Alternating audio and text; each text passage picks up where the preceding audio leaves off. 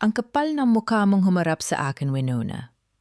Isang taon nating inalagaan ang reputasyon ng brand na ito. Tapos dahil sa maling pagsasalin mo, mawawala ang lahat sa amin? You're not just a liability. You are a curse to the Buenaventura family. Ang boses ni Doña Remedios ay tila isang matalim na latigo na humiwa sa katahimikan ng malawak na dining room. Malamig ang bawat pantig, punong-puno ng pandidiri, na tila ba ang babaeng nasa harap niya ay isang dumi na hindi sadyang naidikit sa kanilang marang yang sahig. Sa mga sandaling iyon, bahagyang nangangatog ang mga kamay ni Wina habang hawak ang isang pilak na tray. Sa ibabaw nito ay ang gamot ni Doña Remedios at ang paboritong tsaang mansanilya ni Leandro. Kanina pa siya sa kusina, matiyagang hinihimay ang mga dahon at tinitiyak na ang temperaturo ng tubig ay eksakto sa gusto ng kanyang asawa. Ang bawat butil ng pawis niya sa mainit na kusina ay inalay niya bilang tanda ng kanyang wagas na pagsisilbi. Isang pagpapakumbaba na akala niya ay sapat na upang matanggap siya sa pamilyang ito. Dahan-dahang ibinaba ni Wina ang tray sa ibabaw ng lamesang mahogany. Ang mahinang tunog ng pagtama ng porselana sa kahoy ay tila ba ang huling tibok ng kanyang pag-asa. Tumingin siya kay Leandro, ang lalaking pinangakuan niya ng habambuhay na katapatan. Ngunit ang nakita niya sa mga mata nito ay hindi pagtatanggol, kundi isang nagyaylong kawalan ng pakialam. Pirmahan mo na ang admission of error na yan, Wina. Malamig na utos ni Leandro. Gusto ng board of directors ng managot. This is the only way to save the company from the legal suit. Huwag ka nang maging pabigat. Tutal, wala ka naman talagang naiambag sa pamilyang ito, kundi ang maging palamuti. Sa tabi ni Leandro, nakaupo si Catalina.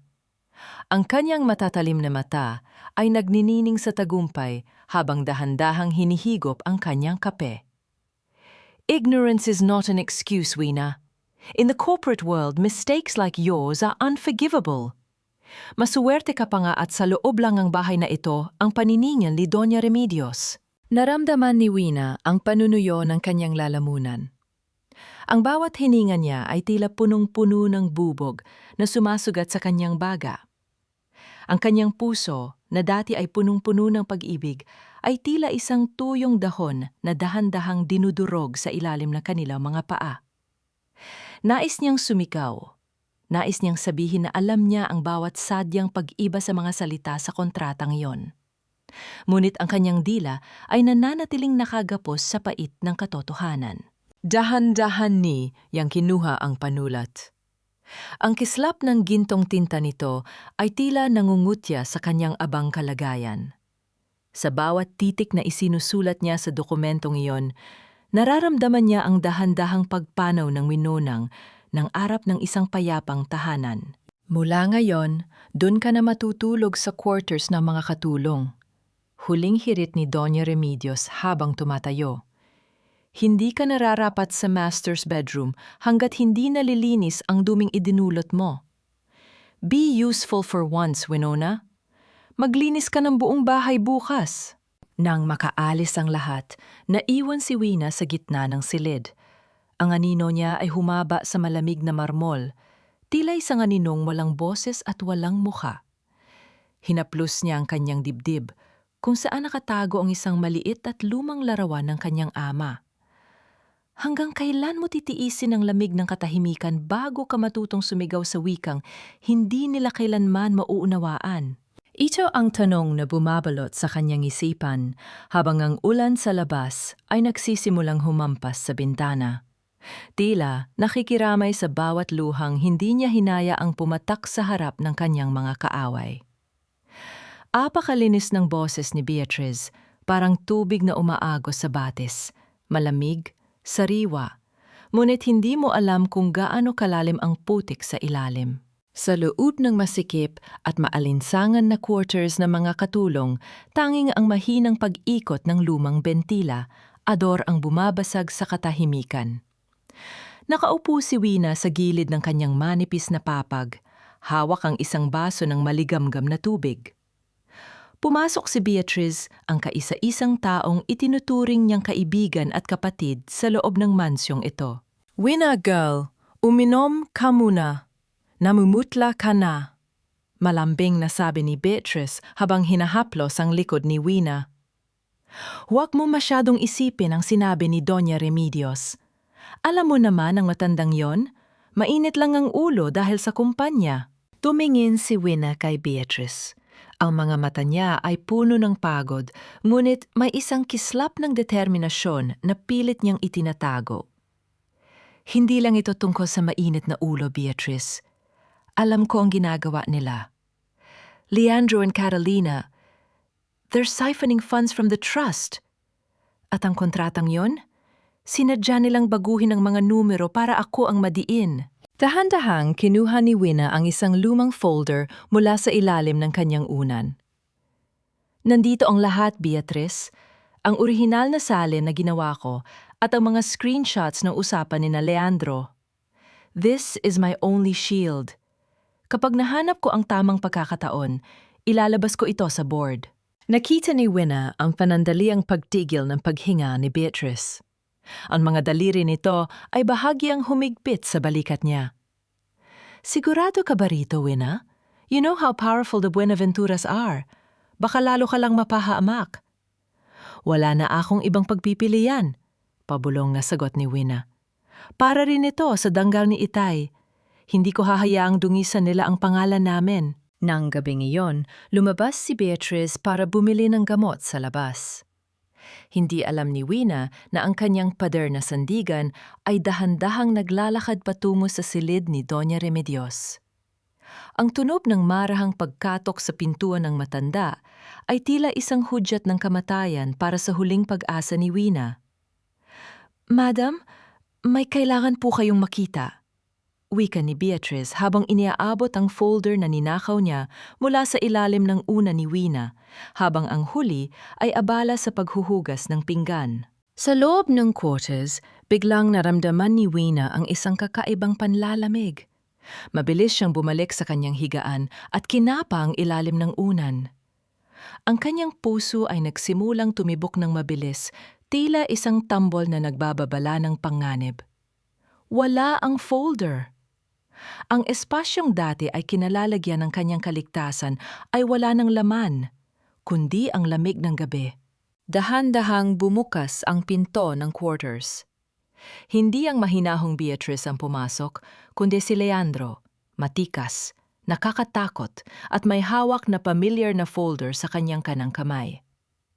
Ang bawat hakbang ng kanyang mamahaling sapatos sa semento ay tila isang hatol ng kamatayan. "Searching for this, hon?" tanong ni Leandro nang may mapang uyam ng ngiti. "Akala mo ba talaga malalampasan mo ako? You really thought you could play the smart wife while living in my charity?" Naramdaman ni Wina ang panunuyo ng kanyang lalamunan.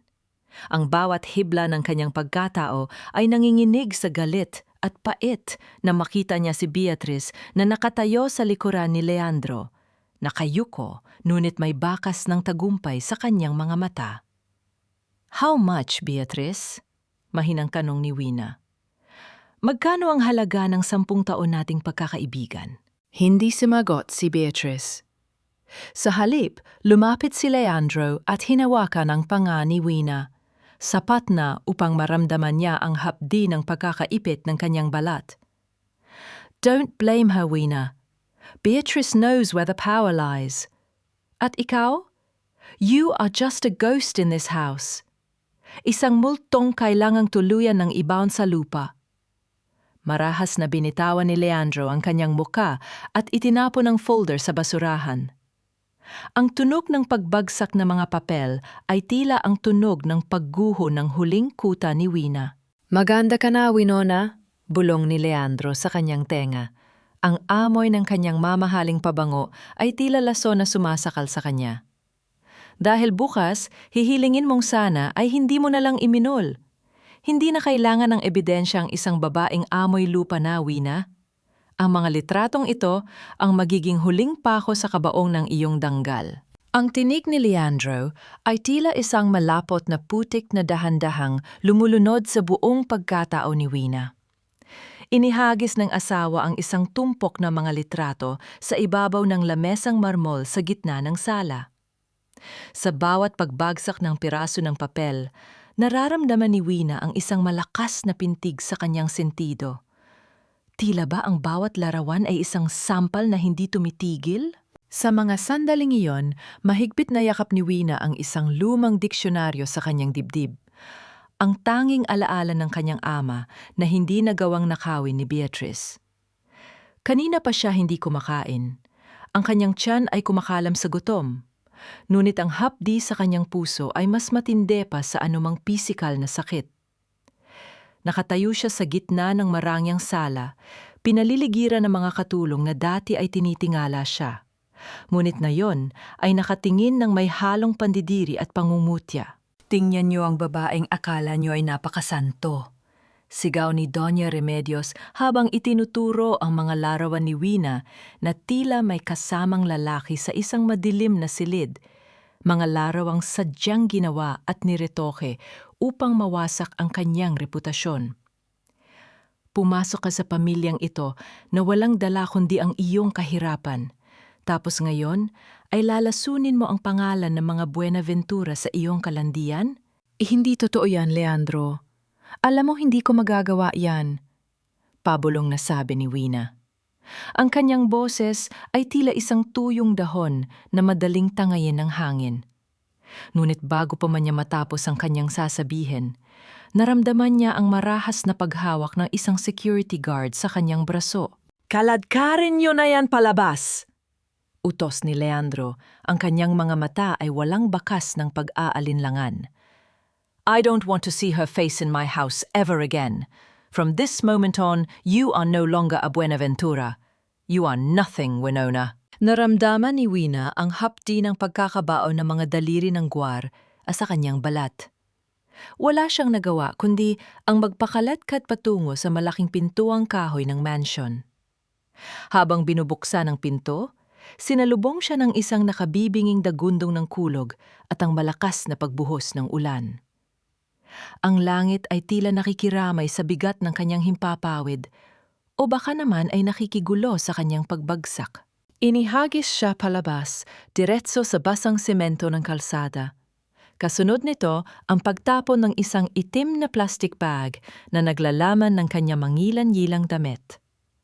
Ang tunog ng pagsasara ng gate ng mansyon ay tila isang hatol ng kamatayan na umalingaw-ngaw sa buong subdivision. Nakatayo si Wina sa gitna ng bagyo, basang-basa ang kanyang manipis na duster. Ang bawat patak ng ulan na tumatama sa kanyang balat ay tila mga karayom na tumutusok sa kanyang kaluluwa. Tumingala siya sa madilim na langit, hinahayaang humalo ang kanyang luha sa tubig ulan. Sa loob ng mansion na yun, nakikita niya ang anino ni Leandro at Catalina na nagdiriwang, habang siya ay iniwan na tila isang basurang walang halaga. Hanggang kailan mo titiisin ang lamig ng mundong, pilit kang binubura, bago mo mapagtanto na ang sarili mo na lang ang tanging kakampi mo sa dilim? Ito ang tanong na bumabalot sa kanyang isipan, habang ang kanyang katawan ay dahan-dahang nanghihina. Ngunit sa gitna ng kanyang pagluha, isang nakasisilaw na liwanag mula sa mga headlight ng isang sasakyan ang biglang huminto sa kanyang tapat. Ang tunog ng makina ay dahan-dahang huminto, at ang pinto ng isang marangyang itim na sasakyan ay bumukas. Isang babaeng may hawak na payong ang dahan-dahang bumaba. Ang bawat hakbang nito sa baha ay puno ng awtoridad at misteryo. Sino ang taong ito na tila naghihintay sa kanyang pagbagsak? At ito ba ang magiging simula ng kanyang muling pagkabuhay? O isa na namang bitag na handang sumakal sa kanyang huling hininga? At ang iyong mga mata. Ang init ng yakap ng isang stranger ay madalas na mas mapanganib kaysa sa lamig ng ulan dahil hindi mo alam kung kailan ito magiging apoy na susunog sa iyong natitirang pag-asa. Sa loob ng marangyang itim na sasakyan, ang tanging maririnig ay ang mahinang ugong ng aircon at ang bawat mabigat na hininga ni Wina.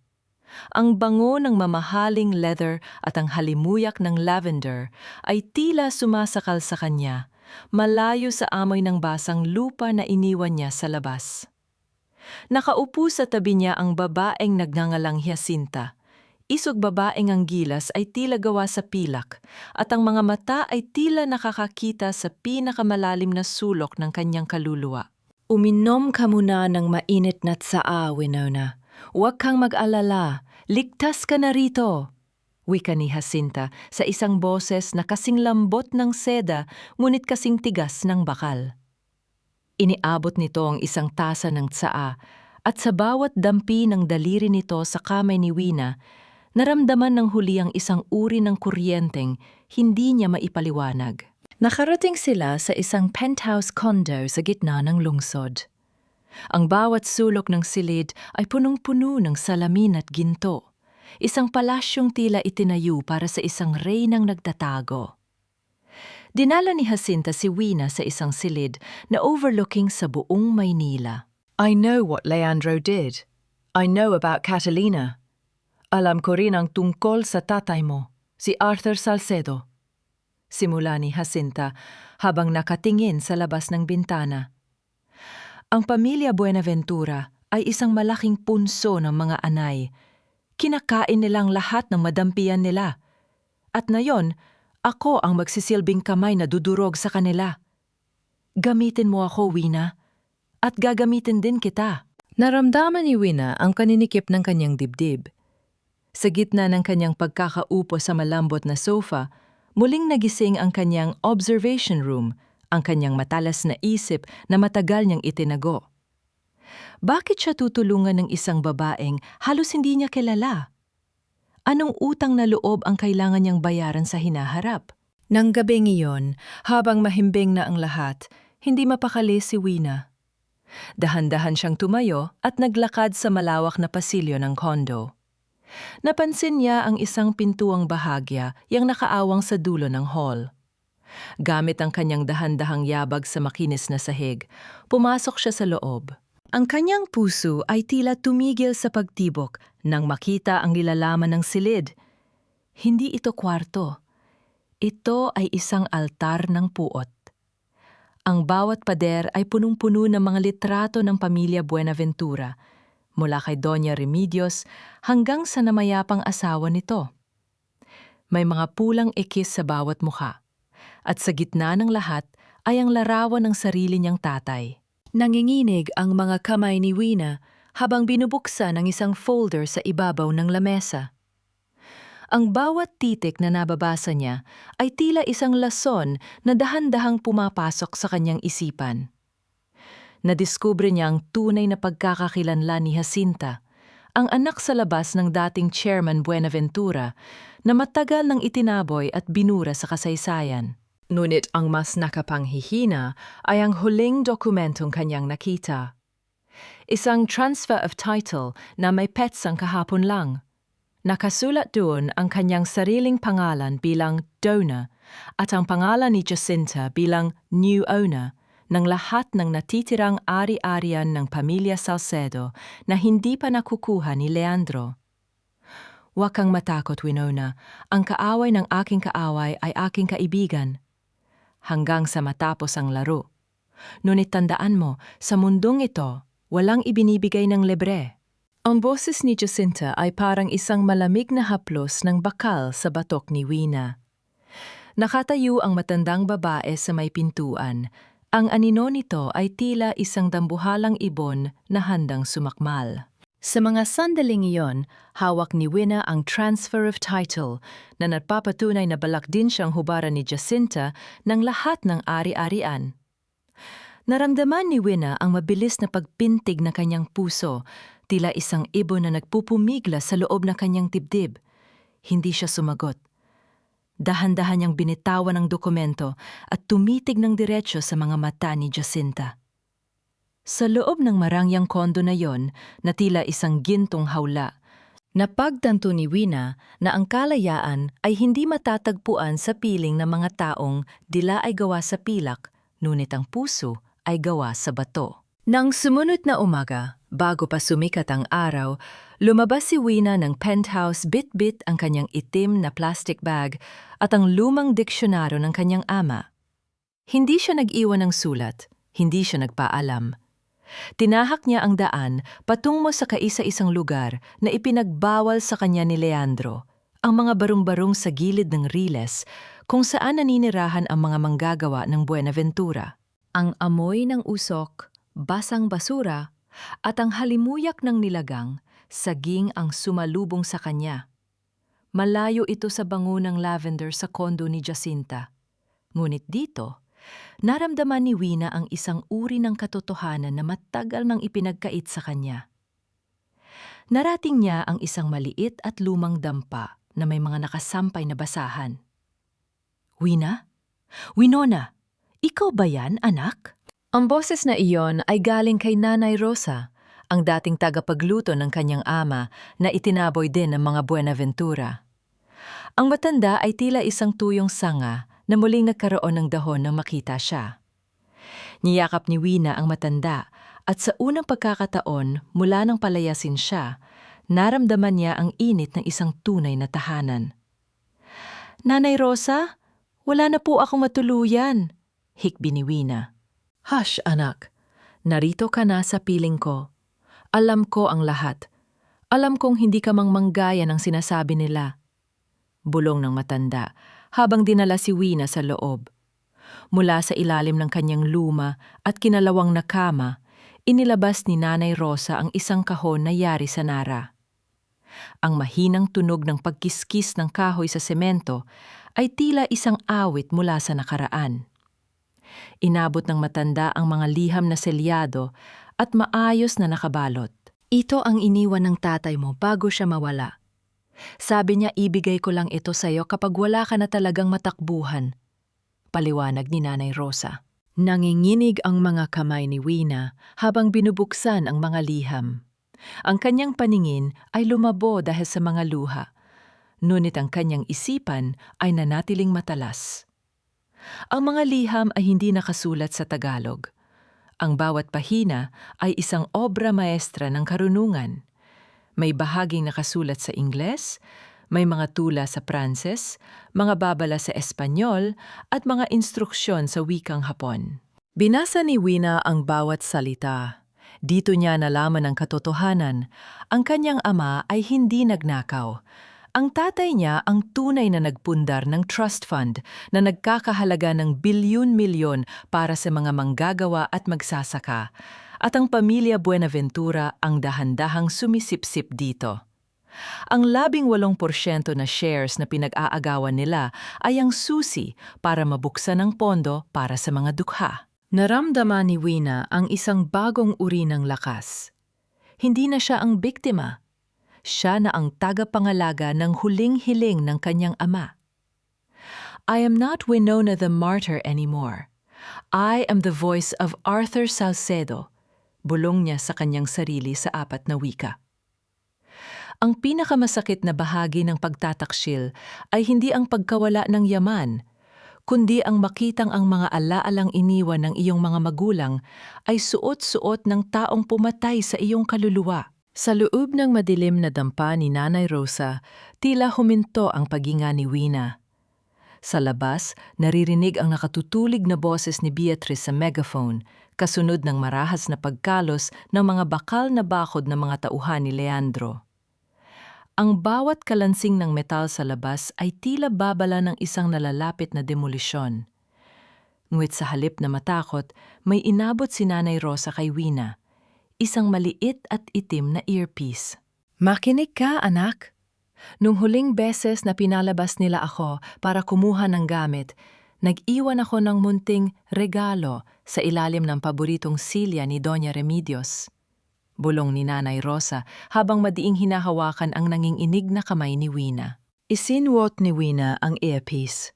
Sa isang iglap, ang ingay ng mga nagpo-protest, ang manggagawa sa labas ay napalitan ng isang pamilyar at marangyang tunog, ang kalansing ng mga mamahaling baso ng kristal at ang banay at natugtog ng piano sa loob ng mansyon ng mga Buenaventura.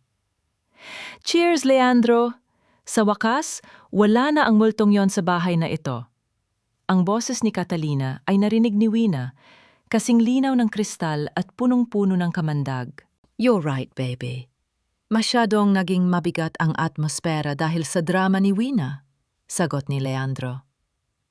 Narinig ni Wina ang mahinang paghalik, isang tunog na nagdulot ng matinding pagbaliktad ng kanyang sikmura. Ngayong hawak na natin ang admission of error niya, wala nang makakaharang sa pagbebenta natin ng shares sa mga investor mula sa Hong Kong. Pero Leandro, paano ang matanda? Si Doña Remedios? Tanong ni Catalina. Ang kanyang boses ay biglang naging matalas at mapanuri. Akala ba niya ay para sa kumpanya ang perang papasok?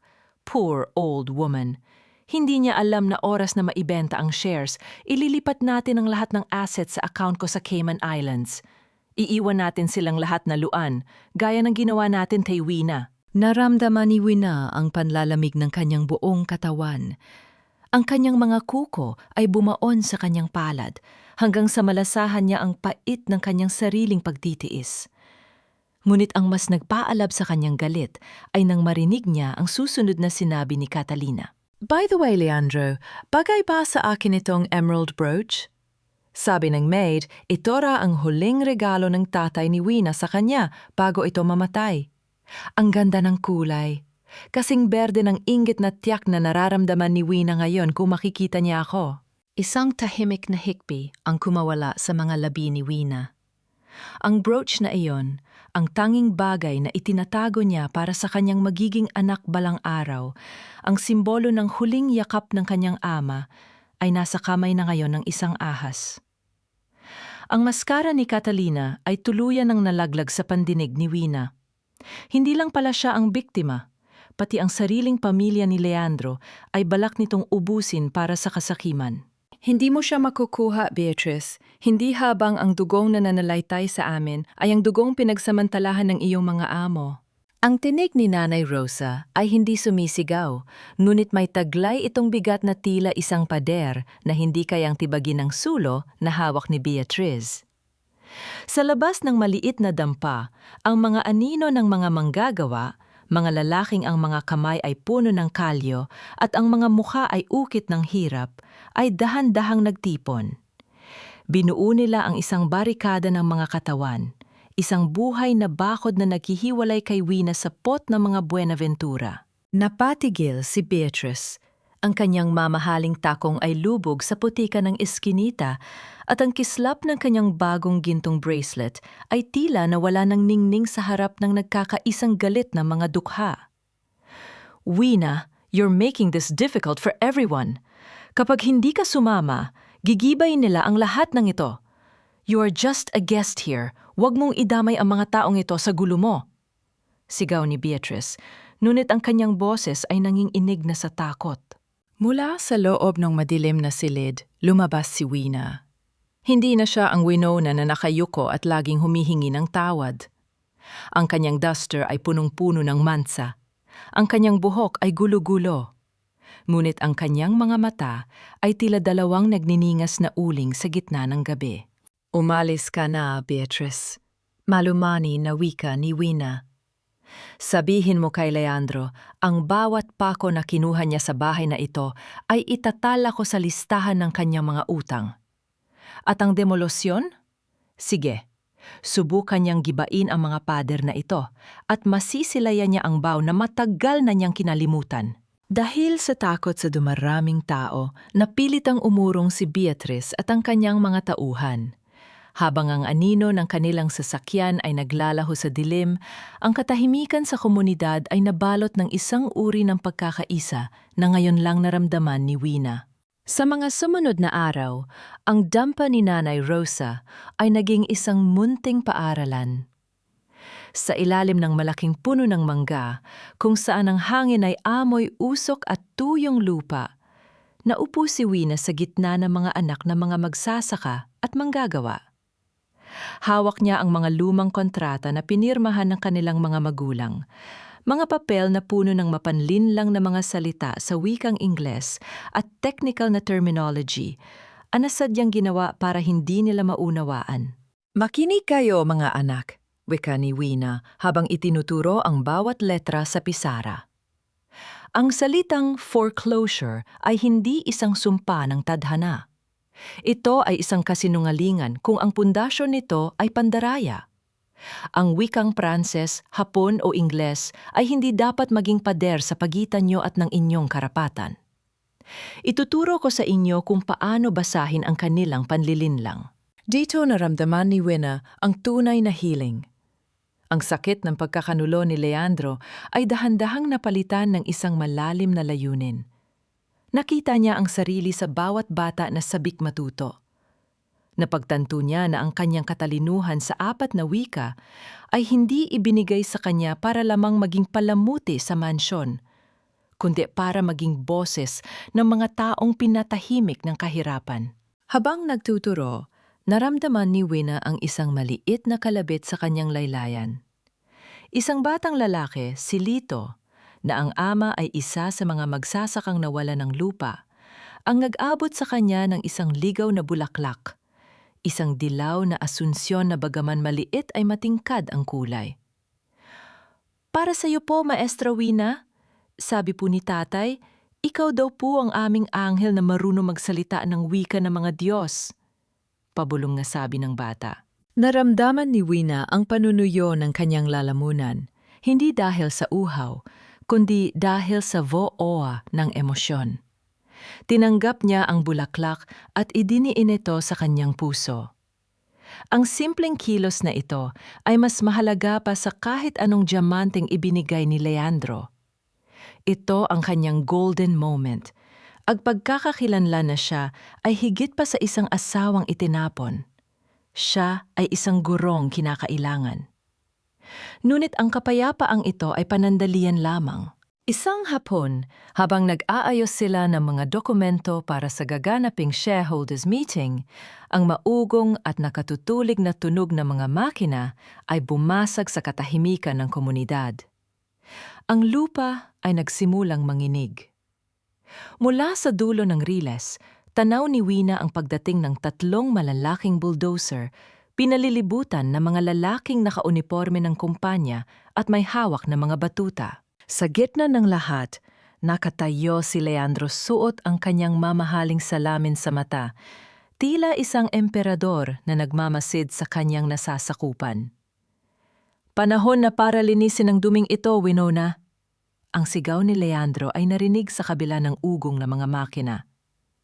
"Kung ayaw mo lumabas, ibabaon kita kasama ng mga basurang ito." Nanginginig ang mga kamay ni Wina. Ngunit sa pagkakataong ito, hindi dahil sa takot, kundi dahil sa isang uri ng kapangyarihang nanggagaling sa mga taong nasa likuran niya.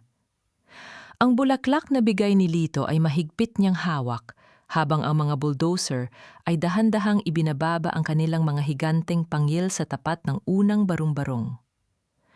"Bibilhin ko ang galit mo, Winona.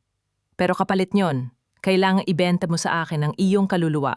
Ang boses ni Jacinta ay parang isang malamig na hanging nanunuot sa bintana ng kanyang marang, yang sasakyan. Huminto ang dambuhalang bulldozer, ilang pulgada lamang mula sa paa ni Wina. Hindi dahil sa awa ni Leandro, kundi dahil sa isang tawag mula kay Jacinta na nagpahinto sa buong operasyon. Sa gitna ng alikabok at tensyon ng komunidad, sa pilitang isinakay si Wina sa itim na sasakyan upang dalhin sa isang lugar kung saan ang katahimikan ay kasing pait ng lason. Narating nila ang isang pribadong silid sa isang lumang gusali na pag-aari ng mga Buenaventura. Ang paligid ay balot ng dilim, tanging ang isang lampara sa ibabaw ng lamesang mahogany ang nagbibigay ng liwanag. Nakaupo si Jacinta sa kabisera. Ang kanyang mga kamay na puno ng mamahaling iyas ay nakapatong sa mga papeles na tila ba mga tropeo ng digmaan. "Alam mo ba kung bakit kita iniligtas sa mga bakal na yon, Wina?" Tanong ni Jacinta habang dahan-dahang nagtitimpla ng tsaa. Ang tunog ng kutsara na tumatama sa porselana ay tila isang babala sa gitna ng katahimikan. "Dahil pareho tayo. Ako ang lihim na itinatago ng pamilyang yon. Ako ang anak sa labas na itinuring nilang mansa sa kanilang malinis na pangalan. At tulad mo, ginugol ko ang aking buhay sa panonood sa kanila mula sa dilim. Naramdaman ni Wina ang biglang panghihina ng kanyang mga tuhod, ngunit pinilit niyang manatiling tuwid ang likod. Kung pareho tayo, Jacinta, bakit kailangan mong nakawin ang huling piraso ng aking danggal? Bakit kailangan mo ilipat sa pangalan mo ang natitirang ari-ariya ng aking ama? Isang mapait na ngiti ang sumilay sa mga labi ni Jacinta. Dahil sa mundong ito, ang katarungan ay para lamang sa mga may kapangyarihan. Leandro is weak, but he is a Buenaventura. Para mapabagsak siya, kailangan ko ang trust fund na itinatago ng tatay mo. Ibinibigay ko sa iyo ang pagkakataon, Wina. Pirmahan mo ang kasunduang ito. Ibibigay ko sa iyo ang lahat ng yaman na kailangan mo para mamuhay ng marangya sa ibang bansa. At ako na ang bahalang dumuro kay Leandro at Remedios. Inilapap ni Jacinta ang isang tsekeng may nakasulat na halagang sapat na upang makabili ng 10 mansion. Ang kislap ng puting papel sa ilalim ng ilaw ay tila isang tukso ng diablo. Dahan-dahang lumapit si Wina sa lamesa. Hinaplos niya ang gilid ng tseke, ngunit ang kanyang isipan ay lumipad patungo sa mukha ni Lito, ang batang nagbigay sa kanya ng bulaklak, at sa mga magsasakang ang tanging pag-asa ay ang katotohanang itinatago niya. Naalala niya ang boses ng kanyang ama sa liham. Ang wika ay sandata, ngunit ang integridad ay kaluluwa. Nakamamanga ang inyong alok, Jacinta. Malumanay na wika ni Wina sa wikang Pranses, isang paraan upang ipakita na hindi na siya ang mangmang na biktima. Ngunit ang aking galit ay hindi isang kalakal na maaring bilhin. At ang mga taong nasa labas, ang mga manggagawang pinagsamantalahan nyo, ay hindi mga gamit na maaari nyo ipagpalit para sa inyong paghihiganti. Marahas na binawi ni Wina ang kanyang kamay at tinalikuran ang tseke. I am not your puppet. Hindi ko kailangan ang iyong yaman para makuha ang katarungan. Lalaban ako sa sarili kong paraan, sa sarili kong wika. Naramdaman ni Wina ang biglang panlalamig ng atmosfera sa loob ng silid. Ang bawat hibla ng hangin ay tila naging kasing talim ng patalim. Isang gabi na lang, Leandro. Bukas, ang pangalang Winona ay magiging isang madilim na mansa na lang nabuburahin natin sa kasaysayan ng pamilya Buenaventura. Ang tinig ni Catalina mula sa nakatagong recorder ay tila isang lason na dahan-dahang kumakalat sa malamig na hangin ng madaling araw. Nakaupo si Wina sa sahig ng dampa ni Nanay Rosa. Ang kanyang katawan ay nanginginig hindi dahil sa takot, kundi dahil sa matinding gutom. 3 araw na siyang nag-aayuno, tanging tubig lamang ang dumaan sa kanyang lalamunan. Isang paraan upang linisin ang kanyang isipan at ihanda ang kanyang kaluluwa para sa pinakamalaking laban ng kanyang buhi. Sa harap niya, nakalatag ang 4 na dokumentong nakasalin sa iba't ibang wika: Ingles, Pranses, Hapon at Espanyol. Ang bawat titik na isinulat niya gamit ang sariling kamay ay tila mga kawal na nakahanda sa giyera. Naramdaman ni Wina ang panunuyo ng kanyang labi, ang kanyang paningin ay bahagyang lumalabo.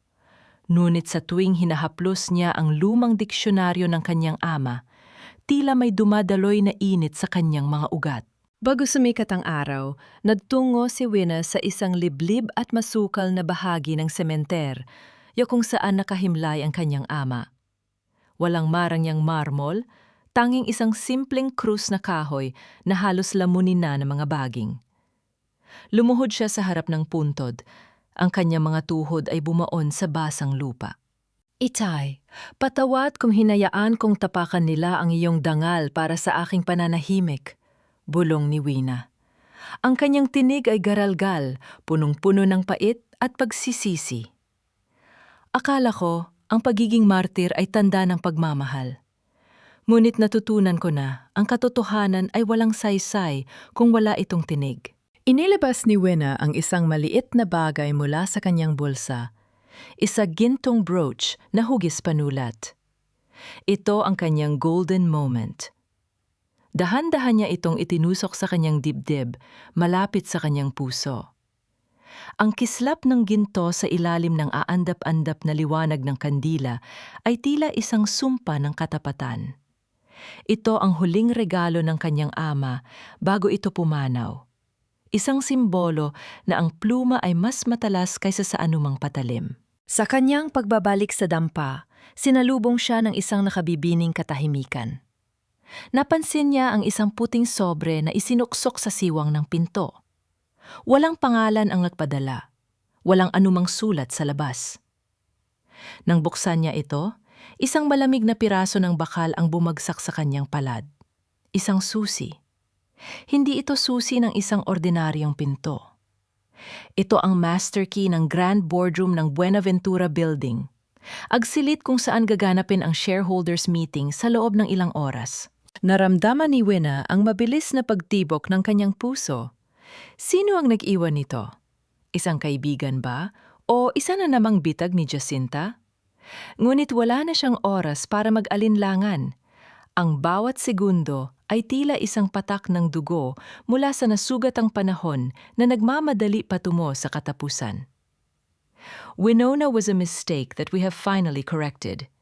She was nothing but a footnote in the glorious history of the Buenaventura Group. Ang boses ni Leandro ay umalingaw-ngaw sa loob ng marang yang boardroom, puno ng kumpiyansa at peking lungkot na sadyang ginawa para makuha ang simpatya ng mga kodong. Nakatayo siya sa harap ng isang malaking screen kung saan nakapaskil ang mga wad na dokumentong magpapabagsak sa danga ng pamilya Salcedo. Sa tabi niya, si Catalina ay tumatango-tango. Ang emerald brooch ng ama ni Wina ay nadniningning sa kanyang dibdib na tila isang tropeo ng kanilang kataksilan. Sa labas ng dambuhalang pintuang nara, nakatayo si Wina. Naririnig niya ang bawat salita, bawat halakhak na tila mga pako na ibinabaon sa kanyang puso. Ngunit sa pagkakataong ito, hindi siya nanginginig sa takot. Nakasuot siya ng isang puting barong Tagalog, ang barong na pag-aari ng kanyang ama, na sadyang pinatago niya kay Nanay Rosa. Ang tela nito ay luma na, ngunit nananatiling malinis at matikas, tila ba ang espiritu ni Arthur Salcedo ay naroon upang balutin siya ng proteksyon. Dahan-dahang, kinuha ni Wina ang master key mula sa kanyang bulsa. Naramdaman niya ang malamig na metal sa kanyang palad. Huminga siya ng malalim. Ang bawat hibla ng kanyang pagkatao ay naghahanda para sa muling pagsilang. Ang panunuyo ng kanyang lalamunan ay napalitan ng isang matalas na kaisipan. Isang malalim na tunog ng pagpihit ng bakal ang bumasag sa masiglang talumpati ni Leandro. Ang dalawang malalaking pinto ay dahan-dahang bumukas. Lumili ka ng isang puwang kung saan pumasok ang isang liwanag na tila nagmula sa langit. Pumasok si Wina. Ang kanyang bawat yabag sa makinis na sahig ay tila isang ritmo ng katarungan. Walang ingay, tanging ang matatag na tunog ng kanyang sapatos na tila bawat hakbang ay nag-iwan ng mansa sa malinis na budhi ng mga taong nasa loob. Nanahimik ang buong silid.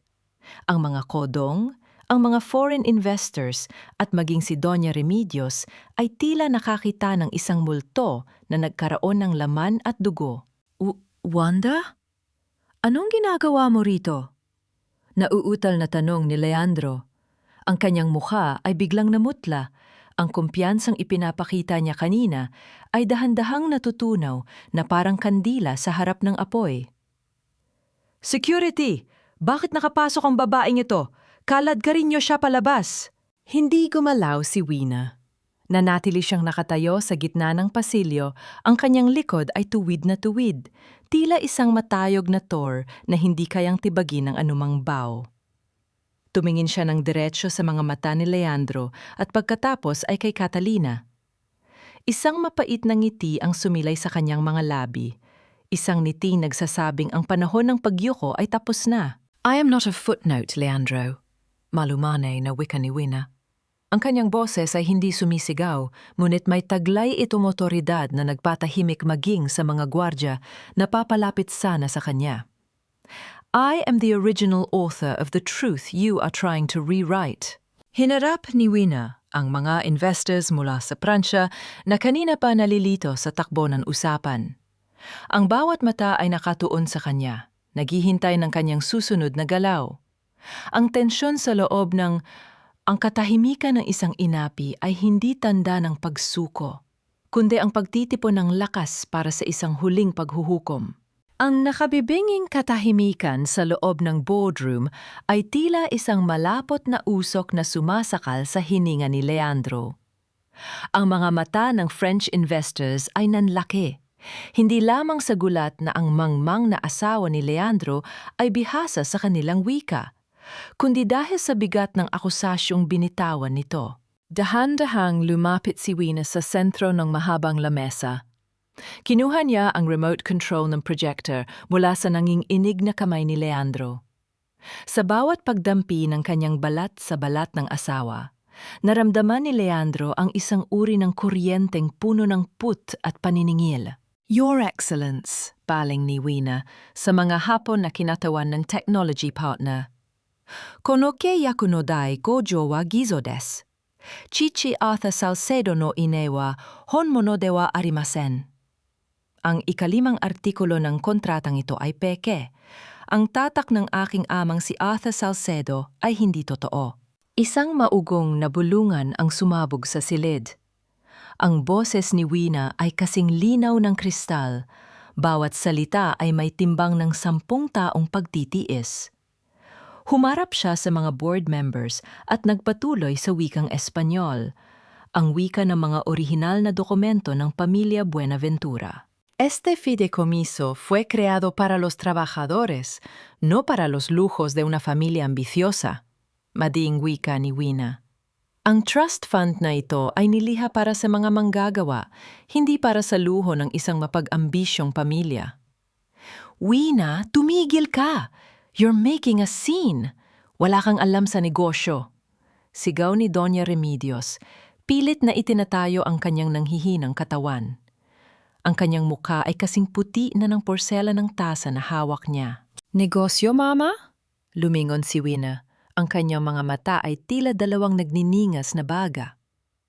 Ang pagnanakaw sa pawis ng mga magsasaka ay hindi negosyo. Yan ay krimen.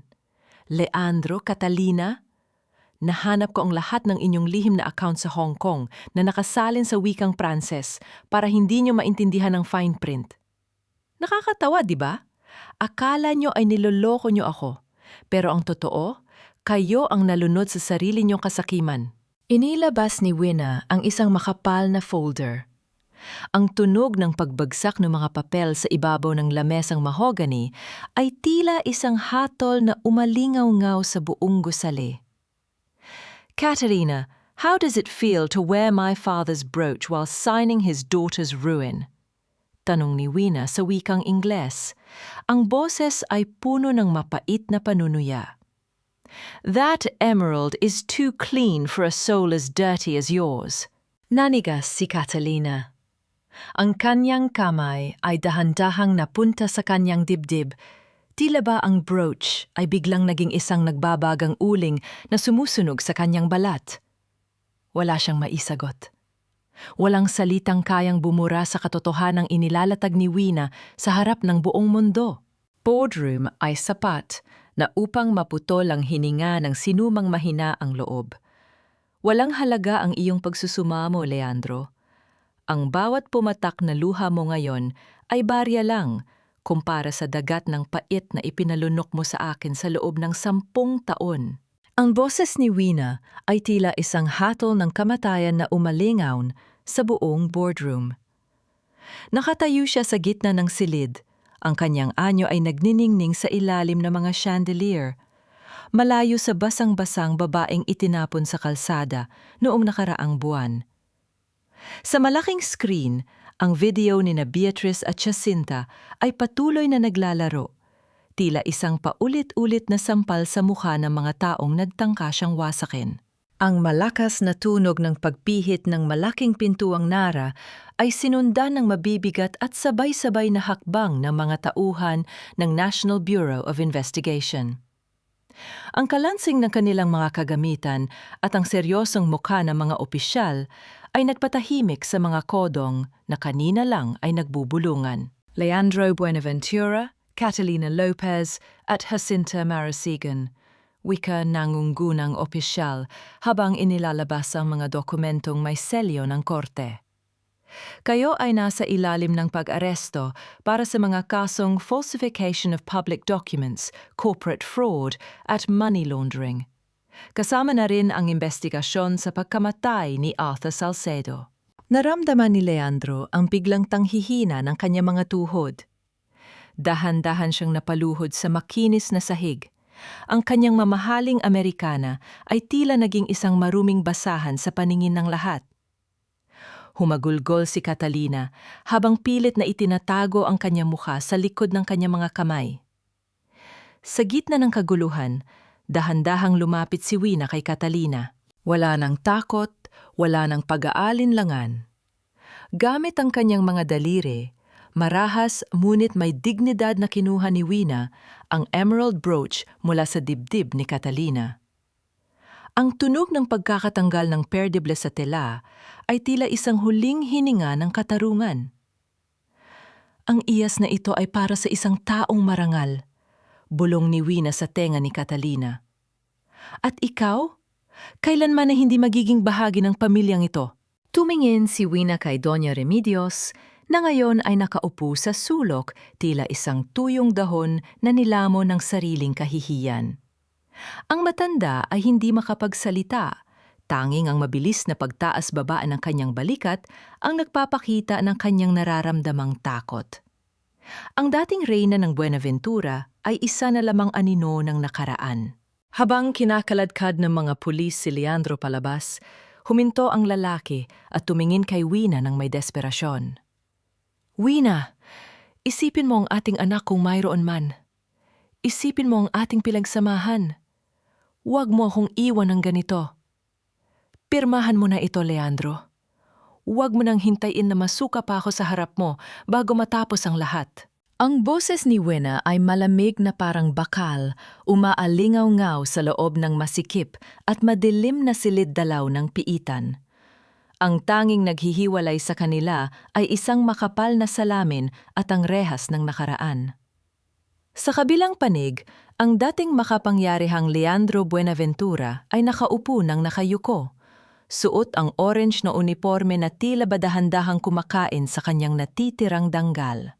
Wina, baby, please, listen to me. Pagsusumamo ni Leandro. Ang kanyang boses ay nanginginig at puno ng desperasyon. I was just confused. Niloko ako ni Catalina. Si Beatrice ang nag-udyok sa akin. Mahal kita, Wina. Mag-asawa tayo sa harap ng Diyos, hindi ba? Isang mapait na ngiti ang sumilay sa mga labi ni Wina. Ang salitang mahal sa bibig mo, Leandro, ay tila isang maling salin ng katotohanan. Huwag mo nang gamitin ang Diyos para sa iyong kasakiman. Ang sumpa nating dalawa ay natapos na nung gabing itinapon mo ang mga damit ko sa ulan habang tumatawa ang kabit mo. Dahan-dahang kinuha ni Leandro ang panulat. Ang kanyang kamay ay nanginginig habang idinidikit ang dulo nito sa papel. Sa bawat titik na isinusulat niya sa dokumento ng pagpapawalang bisa ng kanilang kasal, nararamdaman ni Wina ang dahan-dahang paggaan ng kanyang dibdib. Ang tunog ng pagpirma sa papel ay tila tunog ng isang kadenang dahan-dahang pinuputol. Paglabas ni Wina sa kulungan, sinalubong siya ng liwanag ng araw na tila ba nagniningning para sa kanya. Sa bawat newsstand na nadadaanan niya, ang muka ng kanyang ama na si Arthur Salcedo ay nasa front page. Arthur Salcedo, inosente. Buenaventura family nasa likod ng corporate fraud. Ang sigaw na mga headline. Ang bawat salita sa pahayagan ay tila isang awit ng paghilom para sa sugat na matagal nang nagnanaknak sa kanyang puso. Habang naglalakad siya patungo sa kanyang sasakyan, isang anino ang humarang sa kanyang daan. Si Beatriz. Wala na ang kislap ng gintong bracelet sa kanyang braso. Ang dating kaibigan ay mukhang tuyot. Ang mga mata ay lubog sa kaiiyak. Wina, Patawarin mo ako.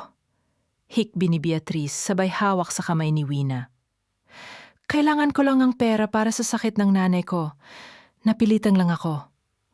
Wina, parang kapatid na ang turingan natin, di ba? Dahan-dahang binawi ni Wina ang kanyang kamay. Tinitigan niya si Beatrice ng may malalim na tokam, empathy, ngunit walang bakas ng paglambot. Ang magkapatid Beatrice ay hindi nagbebenta ng kaluluwa ng isa't isa para sa isang pirasong ginto. Pinapatawad kita dahil ayoko nang bitbitin ang bigat mo sa puso ko. Pero huwag mo nang asahan na may babalikan ka pang kaibigan. Ang sugat ay tuyo na, ngunit ang pilat ay mananatiling paalala. Sumakay si Wina sa kanyang sasakyan at dumiretso sa kanilang lumang bahay. Pumasok siya sa kanyang dating silid at kinuha ang kaisa-isang litrato ng kanilang kasal ni Leandro na nakatago sa ilalim ng mga libro. Tinitigan niya ang kanyang sarili sa larawan. Isang babaeng nakangiti, ngunit may takot sa mga mata. Gamit ang kanyang dalawang kamay, marahas niyang pinunit ang litrato sa gitna. Ang tunog ng napupunit na papel ay umalingaw-ngaw sa tahimik na silid. Tila ba isang huling tuldok sa isang mahaba at masakit na kabanata. Ito ang kanyang golden moment, ang pagtanggap na ang pagpunit sa nakaraan ay ang tanging paraan upang mabuo ang kinabukasan. Pumunta siya sa kusina kung saan naghihintay si Nanay Rosa. Ang matanda ay nakatitik sa bintana, tila may malalim na iniisip. Nanay Rosa, tapos na po, malaya na ako. Wika ni Wina habang niyayakap ang matanda mula sa likuran. Dahan-dahang humarap si Nanay Rosa. Ang kanyang mga mata ay puno ng isang uri ng lungkot na ngayon lang nakita ni Wina. Mabuti naman, anak. Pero bago ka tuluyang magsimula ng bagong buhay, may kailangan ka malaman. May huling hiling ang tatay mo bago siya namatay na hindi ko sinabi sa iyo dahil natatakot akong lalo kang masaktan. Naramdaman ni Wina ang mabilis na pagtibok ng kanyang puso. Ano po yon, Nanay? Kinuha ni Nanay Rosa ang isang maliit na susi mula sa loob ng kanyang damit. Ang tatay mo, hindi siya namatay dahil sa sakit lang, Wina. May iniwan siyang mensahe sa loob ng isang lihim na vault sa kumpanya. Sabi niya, sabihin mo kay Wina, ang tunay na kaaway ay wala sa loob ng piitan, kundi nasa likod ng isang banyag ang pangalan. Ang dating amoy ng kalawang at alikabok sa loob ng bodegang ito ay dahan-dahan ng nilalamo ng halimuyak ng mga bagong pahina ng libro at ang amoy ng sariwang tinta. Nakatayo si Wina sa gitna ng malawak na silid na dati ay naging bilangguan ng kanyang mga pangarap. Ang bawat dingding na dati ay madilim at tila bumubulong ng put ay pininturahan na niya ng kulay puti kasing linaw ng kanyang bagong layunin. Wala na ang mga anino ni na Leandro at Remedios. Ang tanging nananahan sa loob ng 4 na sulok na ito ay ang pag-asa ng mga kababaihang tulad niya ay pinatahimik din ng tadhana. Wina, ang ganda na ng academy sana. Hindi ko akalain na ang dating tambakan ng kumpanya ay magiging ganito kapayapa sa paningin. Wika ni Nanay Rosa habang iniaayos ang mga upuang gawa sa Nara. Ngumiti si Wina, isang tunay na ngiti na umabot hanggang sa kanyang mga mata. Ito ang nararapat, Nanay Rosa. Ang academy sana ay hindi lamang paaralan. Ito ay isang pahingahan para sa mga pusong pagod na sa pagyuko. Sa araw ng unang klase, sinalubong ni Wina ang 20 kababaihan, mga inang minaliit ang kakayahan, mga asawang dumanas ng dahas, at mga dalagang pangarap ay makita ang mundo. Sa bawat yabag ng kanilang mga lumang tsinelas sa makinis na sahig, nararamdaman ni Wina ang isang uri ng katarungan na hindi kayang ibigay ng anumang korte. Dahan-dahan siyang lumapit sa pisara. Hinawakan niya ang isang piraso ng puting tisa. Ang bawat pagdampi ng tisa sa magaspang na ibabaw ng pisara ay lumilika ng isang matatag na tunog. Tila ba, bawat titik na isinusulat niya ay isang pako na itinatanim sa pundasyon ng kanilang kinabukasan. Isinulat niya ang isang salita sa malalaking titik, kalayaan. This is our first lesson, wika ni Wina, habang nakatingin sa mga mata ng kanyang mga mag-aaral. Sa labas ng pinto na ito, maraming wika ang gagamitin nila para malinlang kayo. Pero dito, ituturo ko sa inyo ang wika ng inyong sariling lakas. Ang kalayaan ay hindi lamang salita. Ito ay ang karapatan ninyong hindi na muling manahimik. Naramdaman ni Wina ang panunuyo ng kanyang lalamunan nang makita niya ang pagtulo ng luha mula sa isang matandang mag-aaral. Ito ang kanyang golden moment, ang sandaling napagtanto niya na ang bawat pait na dinanas niya sa mansyon ay naging pataba para sumibol ang binhi ng pag-asa sa buhay ng iba. Nang matapos ang klase, habang papalubog ang araw at ang buong paligid ay nababalot ng kulay kahel, isang marahang pagkatok sa pintuang kahoy ang bumasag sa katahimikan. Isang lalaking nakasuot ng simpleng kamisyeta at maong ang nakatayo sa may hamba. Mukha siyang pagod mula sa mahabang paglalakbay, nulit ang kanyang mga mata ay may kislap na tila ba matagal na niyang kilala ang lugar na ito. I heard you're looking for a teacher in history and international law, wika ng lalaki. Ang kanyang boses ay malalim, tila ba bawat salita niya ay may dalang bigat ng nakaraan. Lumapit si Wina, ang kanyang puso ay biglang tumibok ng mabilis sa hindi maipaliwanag na dahilan. Sino ka? Inabot ng lalaki ang isang lumang dokumento, isang sertipikong may tatak ng kumpanya ng kanyang ama sa Singapore. Ang pangalan ko ay Mateo. Ako ang huling taong nakausap ni Arthur Salcedo bago siya patahimikin. At narito ako para tuparin ang huling pangakong binitawan ko sa kanya. Hindi siya sumuko sa iyo, Wina. Hanggang sa huling sandali, ang pangalan mo ang tanging wikang binibigkas ng kanyang puso. Ang mga salitang ito ni Mateo ay tila isang banayad na haplos sa isang sugat na matagal nang nagnanaknak. Sa loob ng Academy sana, habang ang huling sinag ng araw ay dahan-dahang gumagapang sa sahig na gawa sa nara, naramdaman ni Wina ang pagtigil ng ikot ng kanyang mundo. Tinitigan niya ang singsing sa daliri ni Mateo, agintong may nakaukit na inisyal ng kanyang ama. Hindi ito isang alahas lamang. Ito ang selyo ng isang katapatang hindi kayang bayaran ng bilyon-myos na kofan ng mga Buenaventura. Bakit na yun ka lang dumating, Mateo? Pabulong na tanong ni Wina. Ang kanyang boses ay nanginginig, punong-puno ng pait at pangungulila. 10, 15 taon akong lagbulag-bulagan. Hinayaan kong tapakan nila ang pagkatao ko dahil akala ko ay wala na akong kakampi sa mundong ito. Dahil iyon ang bilin ni Arthur. Malamanay na sagot ni Mateo habang dahan-dahang hinahaplos ang gilid ng isang lumang libro sa lamesa. Sabi niya, Mateo, huwag mong ibibigay ang espada hanggat hindi pa marunong humawak ng kalasag ang anak ko. Ang 4 na wika na itinuro niya sa iyo, Wina, yon ang iyong kalasag. At ang academy na ito ang iyong kaharian. Naramdaman ni Wina ang panunuyo ng kanyang lalamunan. Ngunit sa pagkakataong ito, hindi ito dahil sa takot. Isang buo ng emosyon ang dahan-dahang umakyat sa kanyang dibdib. Sa loob ng maraming taon, inakala niyang ang kanyang katalinuhan ay isang sumpa na kailangang itago upang hindi masaktan ang ego ni Leandro. Ngunit sa harap ni Mateo, napagtanto niya na ang bawat sakripisyo ng kanyang ama ay sadyang inilaan upang maging sandata niya sa gitna ng digmaan ng mga sakim. Mateo, can you help me teach here?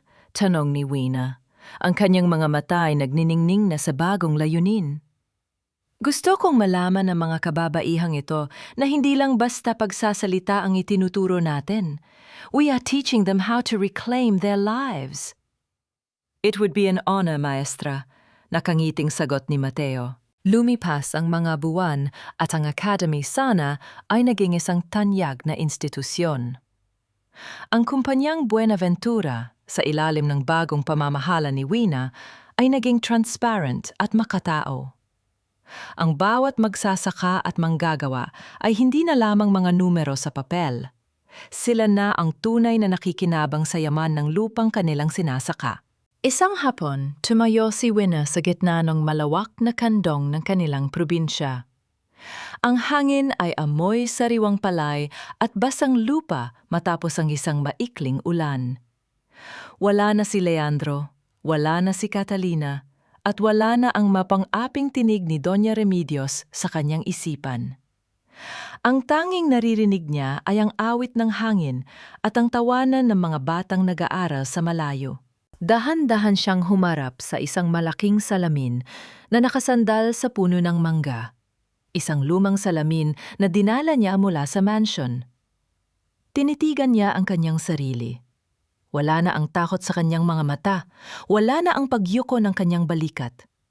Hinaplos niya ang kanyang sariling pisngi, ang bahagi kung saan dati ay dumapo ang sampal ng kawalang katarungan. "You did well, Winona," bulong niya sa kanyang sarili. Ito ang kanyang golden moment, ang sandali ng ganap na pagtanggap at pagmamahal sa sarili. Niyakap niya ang kanyang sariling katawan, dinarama ang bawat tibok ng puso na naging matatag sa gitna ng bao. Ang katahimikan niya noon ay hindi pala kahinaan. Ito ay ang malalim na paghinga bago ang huling sigaw ng tagumpay. Isang taon ang mabilis na lumipas, tila isang banayad na agos ng tubig na dahan-dahang tinangay ang bawat bakas ng pait at alikabok mula sa madilim na nakaraan. Ang Academy sana ay hindi na lamang isang maliit na gusali. Ito ay naging isang buhay na monumento ng katatagan at pag-asa. Wala na ang nakabibinging katahimikan ng bodega, at wala na ang mga mapanirang bulong sa pasilyo ng mansion ng mga Buenaventura. Nakatayo si Winna sa entablado ng unang seremonya ng pagtatapos sa akademya. Ang kanyang puting kasuotan ay nagnaningning sa ilalim ng liwanag ng dapit hapon, at sa kanyang dibdib ay nagnaningning ang gintong panulat na brooch ng kanyang ama. Pinagmamasdan niya ang mukha ng 50 kababaihan, mga inang dati ay hindi makatingin ng diretso sa mata. Mga asawang dati ay itinuturing na walang boses, ngunit ngayon ay may mga ngiti na kasing liwanag ng pagsikat ng araw. Natutunan natin na ang wika ay hindi para gamitin sa panlilinlang. Wika ni Winna sa kanyang huling talumpati. Ang kanyang boses ay malalim, matatag at puno ng kapayapaan. Ang wika ay ang susi upang buksan ang pintuan ng ating sariling kalayaan. Huwag ninyong hahayaan na muling may kumuha ng inyong tinig dahil ang inyong salita ay ang inyong kapangyarihan. Nahanap na ni Winna ang tunay na kapayapaan. Pinatawad na niya ang kanyang sarili sa mga taon ng maling pagtitiis at bagaman hindi niya kailanman malilimutan ang lamig ng ulan noong gabing siya ay itinapon, hindi na yon ang nagdidikta ng kanyang bukas. Si Leandro at Catalina ay nananatili sa likod ng mga rehas, binabayaran ang bawat sentimong ninakaw nila sa mga dukha. Si Doña Remedios naman ay namumuhay na sa malayo sa katahimikan ng kanyang sariling pagsisisi at kahihiyan. Wala nang pot sa puso ni Winna, tanging ang malawak na puwang para sa paglilingkod at pagkalinga. Pagkatapos ng seremonya, habang ang mga mag-aaral ay masayang nagkakayakapan, nilapitan siya ni Mateo sa gitna ng harden. "You did more than just teach them, Winna. Binigyan mo sila ng bagong buhay." Malumanay na wika ng lalaki, ang kanyang mga mata ay puno ng paghangga. Gumiti si Winna at tumingin sa malayo, kung saan ang mga magsasaka ay payapang naglalakad pa uwi sa kanilang sariling mga lupa. "Salamat, Mateo. Ngunit ang totoo, sila ang nagturo sa akin na ang tunay na katarungan ay hindi matatagpuan sa paghihiganti, kundi sa pagbuo ng isang mundong mas mabuti para sa lahat." Dahan-dahang inabot ni Mateo ang kamay ni Winna. Isang banayad at marespetong pagdampi na puno ng pangako ng isang bagong kabanata. Hindi ito mabilis na apoy, kundi isang dahan-dahang ningas na nagbibigay ng init sa gitna ng lamig. Sa mga sandaling iyon, naramdaman ni Winna na ang bagyo ay tuluyan ng natapos. Ang tinig ng kanyang katahimikan ay naging isang awit ng tagumpay, at ang bawat luhang pumatak noon ay naging kristal na nagpapatatag sa kanyang bagong tahanan. Ang huling sinag ng araw ay dahan-dahang naglaho. Ngunit ang Academy sana ay nanatiling maliwanag, isad tanglaw para sa lahat ng mga babaeng nahanap na ang kanilang tunay na tinig.